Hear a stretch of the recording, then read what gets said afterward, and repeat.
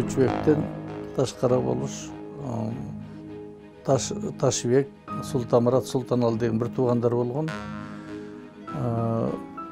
Ошо Тойчубектин агасы Молдосандатка, Александр 2-ге Ленинградка барган, Александр 3-түн коронациясына Москвага 1883 барган.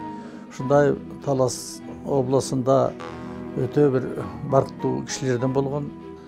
Ташкара болуш 1908 жылдан ошо 29 жылга чейин ошо Сарыкөбөн, Карабура районундагы эң чоң болуш болуп, Таластагы эң кадырлуу кишилердин бири болгон. 29 жылы Баймановтар деп болуштарды ошо сүргүнгө Оренбургка айдалган экен. Менин атам баягы болуштун баласы деп Куугунтукта болуп жүргөн да. Куугунтукта болуп жүргөн.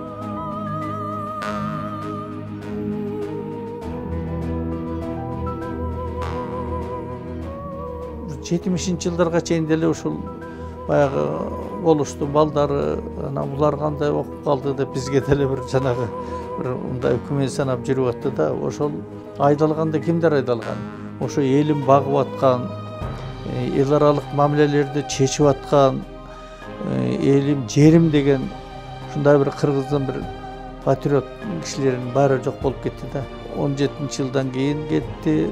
Андан кийин эң акыркысы ошо 29-жылы айдалып кетти. Андан кийин 37-жылы айдалып, ошо менен кыргыздын бир мыкты деген кишилеринин баардыгы кетип, эгер убагында айдалбай, ошондой кишилердин баары турганда кыргыз эли өнүгүүсү башкачараак болот деп арман кылып, анан жанагында бир сөздөр болуп калганда Украинага айдалып кетти, Оренбургка айдалып кетти. Ушулардын эми Ташкара болуштун күмбөзүн коелу десек, ошол коюлган жерине топурак керек да.